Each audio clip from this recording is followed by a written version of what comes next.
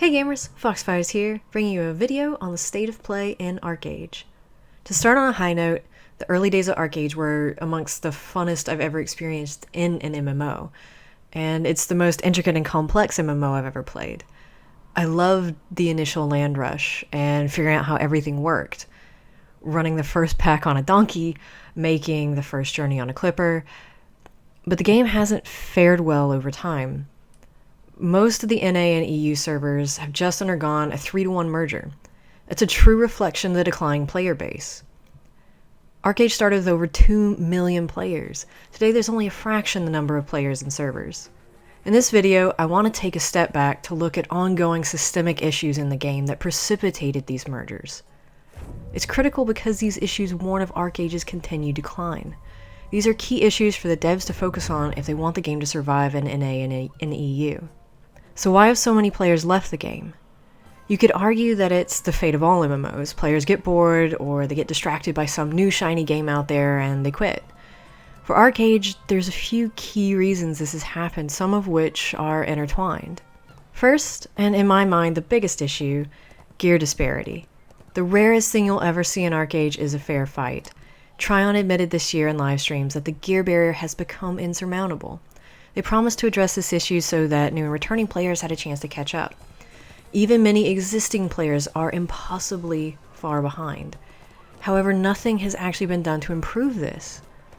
A recent patch was aimed at removing RNG from gear tier progression, but it simultaneously increased the mat cost in such a way that the gear cost at least the same effective amount, if not more. Not only were the Archeum requirements dramatically increased, but the new trade system has caused charcoal prices to more than double. At this point in the game, new and returning players face an insurmountable task to catch up on gear. Related to the gear issue is the game's RNG. Western players like transparent, direct results for the effort that they put in. ArcheAge's history is notorious for driving players to quit after their gear blows up or fails to upgrade for the millionth time.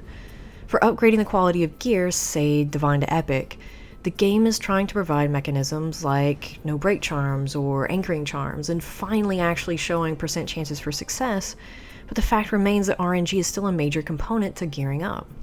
Let's put some actual numbers on this. An average piece of in-game epic gear, excluding Aranor, costs roughly 25,000 in-game gold to either craft or buy off the auction house. Of course, you need several pieces to have a full gear set.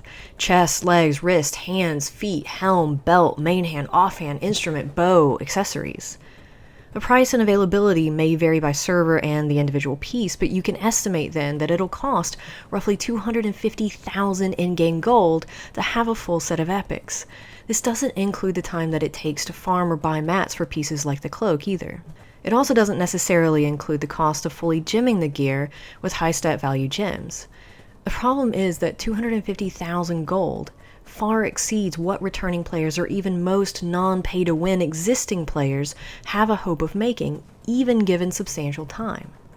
All of these players are 1 to 2 shot by fully geared players. For them, PvP events like Halcyona and Miss Marrow become pointless. High-value trade runs carry unmanageable risk. At contested world boss fights, these players are no more than carrion. Castle sieges? Same thing. Let's put numbers on how long it would take to get 250,000 gold. A good setup nets roughly 500 gold per day, and a great setup nets about 1,000 gold a day. Let's say then that we have a pretty good setup where we make 750 profit per day, 750 gold. That's 333 days of playing to get 250,000 gold. That's nearly a year, nearly a full year of play without breaks. And that's just not realistic for most players. They work, they go to school, or have kids or other real-life commitments. They'll never catch up. And on top of this, the primary ways of making gold in the game become quite tedious. For example, you often end up running the same trade route over and over. On average, you might make 7.5 to 9 gold profit per pack. So you'd need to run 85 to 100 packs per day to meet your 750 gold daily quota. For that, you may need to have more than one patron to count, or play on more than one region so you have a sufficient labor pool. Or your setup might net more profit per pack. but at the expense of a 2 to 3 times the overland distance and time, like a run from Animar. And this doesn't factor in how long it takes to get a setup where you're making 750 gold per day.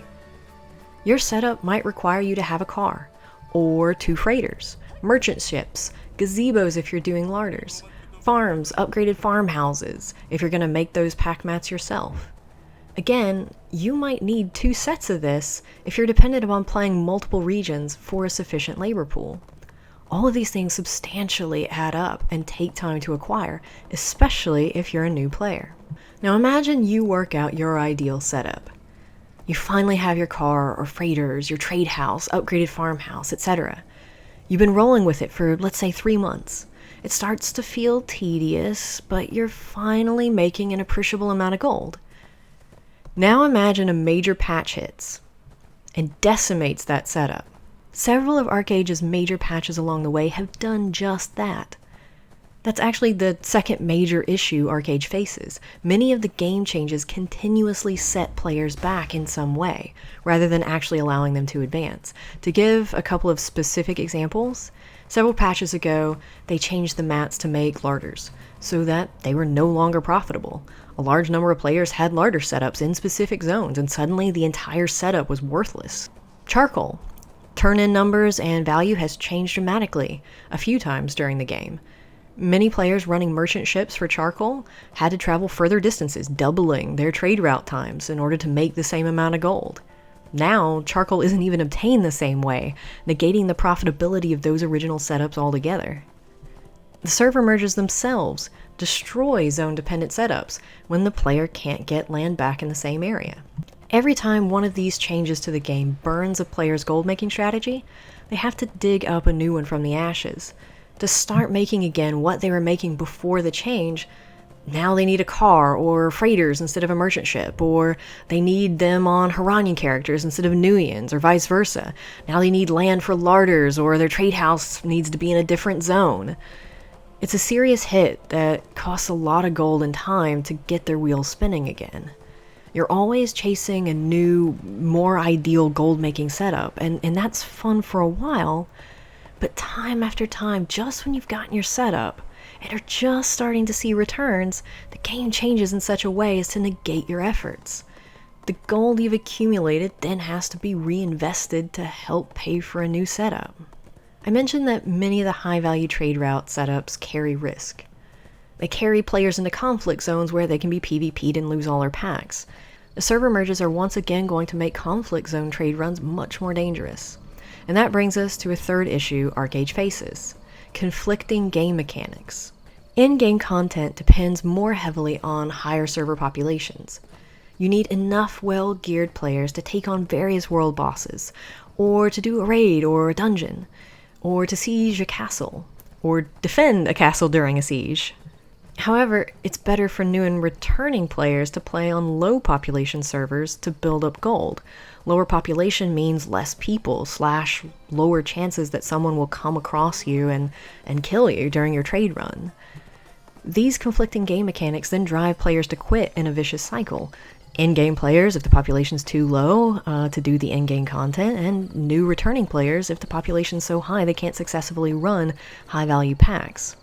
ArcheAge also has problems where large, well-geared guilds move to low-pop servers with the explicit intent of griefing the server and free-farming it. The griefed players then either have to change setups or servers, or they quit. In-game content brings us to a fourth major issue that ArcheAge faces.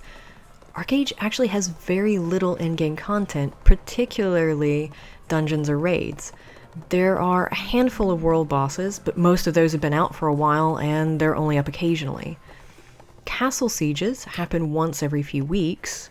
You can go to the nightly Luskas and Abyssal Sea event if it happens to fall in a time when you can play. But for the rest of the time, in-game players don't really have anything to do. They can either keep grinding away for gold, or, more likely out of boredom, many go grief lesser geared players. This content issue then ultimately precipitates a cycle where newer returning players give up, and veterans quit out of boredom. A fifth issue ArcheAge faces is its overall mentality. In a carrot versus stick scenario, the game uses a stick mentality. Every setback is brutal and punishing. More than that, every minute you're not playing ArcheAge is another minute you're behind forever, unless you pay real money to catch up. As much as Trion wants to blame XL Games for the major issues the game faces, Trion is responsible for the regionalization of the game. That includes the game's pay-to-win strategy, which feeds into other issues like the gear gap.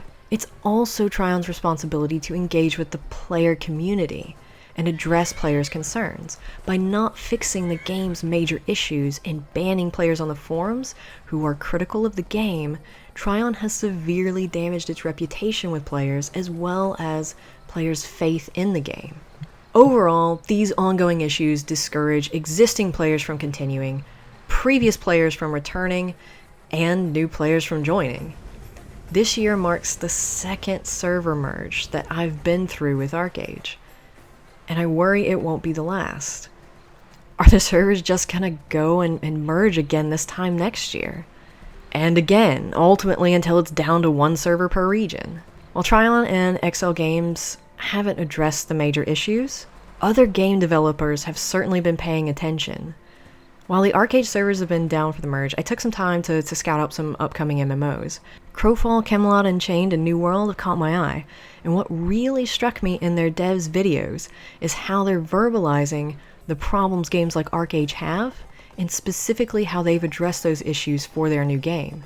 For example, a dev from Crowfall said, "If new or returning players are at a permanent disadvantage in the game, they will not come back or play the game." He then goes on to elaborate how their game handles the issues.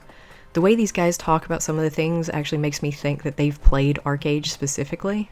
Now, I've really loved ArcheAge, but given the major unresolved issues and the declining player base, I'm truly worried about this game's future. I've mentioned 5 issues: gear disparity, including RNG to upgrade gear quality, game changes setting players back, conflicting game mechanics, lack of in-game content, especially given the long gold grind to get to it, and the pay-to-win stick mentality. These 5 issues really stand out to me, but of course there are several other issues as well. What do you wish that you could change about ArcheAge? What do you guys think about the current state of play? And have any upcoming MMOs caught your eye that fix these issues? Lastly, as part of Trion Creators program, I have some squirrel gliders to give away. If you're one of the holdouts still looking for a squirrel glider, leave a comment with a hashtag down below. This hashtag is a free-for-all, make it whatever you want it to be. Good luck with the land rush, everyone, and I will see you on the other side. As always, thanks for watching, gamers. I'm Foxfires, and this has been my take on the state of play in ArcheAge.